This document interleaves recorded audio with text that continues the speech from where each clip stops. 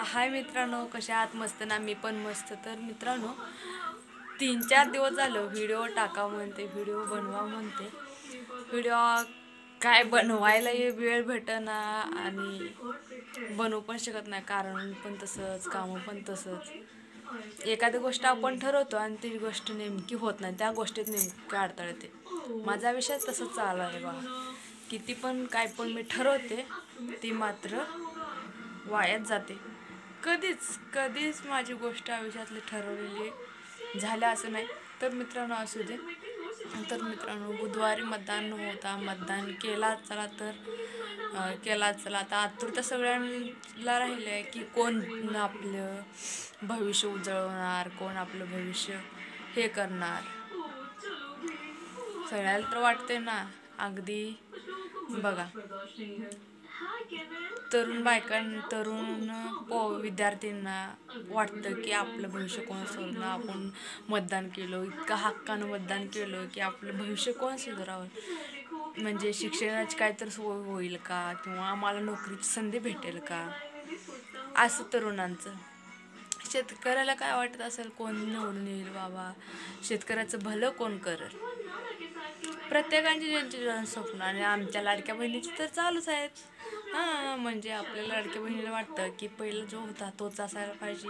काहींना वाटतं भाजीपाला जर आता लय सोय केलाय बाबा, ते नसायला पाहिजे. बरं, सगळ्यांची त्यांचीच स्वार्थी, दुनियेतील स्वार्थी लोक ही आहेत.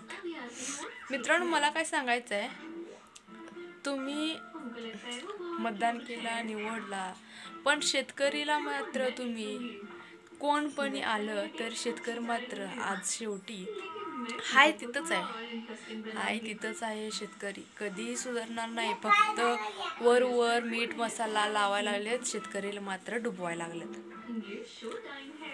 आता मी सांगते, हे याच्यावर कोण विश्वास ठेवणार नाही. काय डुबवलं असं तुमचा प्रश्न असेल. अहो, शेतकरीला तुम्ही वर्षातनं 12,000 रुपये देता. एक केंद्र शासन देतं, एक राज्य शासन देतं. ओके, पण त्यातनं मला सांगा, 12,000 मध्ये आम्ही फक्त 3 पोती खताचे आणू शकतो. फक्त 3 पोती. इतके महागाई वाढवले तुम्ही,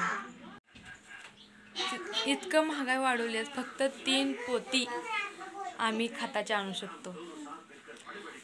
अहो, साधं औषध जरी मारायचं म्हणलं तर मला सांगा, 12,000 रुपये तुम्ही देता. 12,000चं हिशोब मी सांगते तुम्हाला.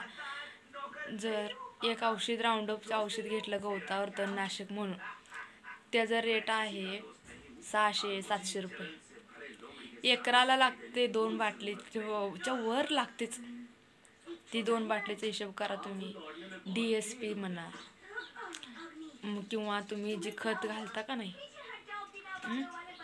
युरिया, ह्या सगळ्यांचं जे तुम्ही जर सगळ्या शेतकऱ्याला रसायन, जेवढे खत आहेत, जेवढे औषध आहेत, फळबागावाल्यांचं तर विचारूच नका. अहो, दिवसातनं इतकं औषध मारतात, त्यांचं जर हिशोब काढलं तर शून्यात आहे, पूर्ण शून्यात आहे शेतकरी. आणि तुम्ही म्हणताय 12,000 रुपये घेताय, पेन्शन घेताय. अरे, शेतकऱ्याचा मालाचा दर फक्त 100 रुपये किलो जर टोमॅटो विकले तर सगळ्यांचं सुरुवात तोंड चालूच असते बघा. काव काव काव काव काव चिवचिव सुरुवात. अरे, 100 रुपये दर आले, 100 रुपये आले. नेटकऱ्यांची तर रेस्टॉरंटचं तर काहीच खरं नसतं.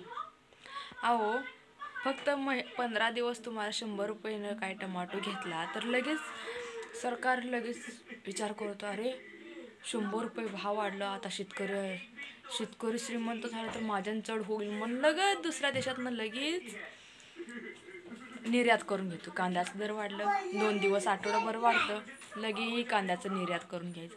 फळांचं दर वाढलं, लगेच निर्यात करून घ्यायचं. दुधाचं दर वाढलं, अहो दुधाचं दर पाण्याची बाटली बरोबर झाले. आत्ता 60 रुपये लिटर दूध जाणारं दूध आता 30 रुपये लिटरवर आलंय. काय सांगायचं, तरी पण म्हणता शेतकरी लयच हे असतं. तर मित्रांनो, मी कोण पण येऊ दे, तुमची आतुरता संपल्या असेल. उद्या आहे तुमच्या आतुरताची वेळ, कोण येईल तो देवालाच माहीत. पण असं कसं का असं ना, तुम्हाला व्हिडिओ आवडला असेल तर लाईक करा, कमेंट करा आणि शेअर नक्की करा. नाहीतर छोटंसं तुम्हाला काय बोलायचं ते कमेंटमध्ये बोलून टाका, वाईट का असं ना. बाय.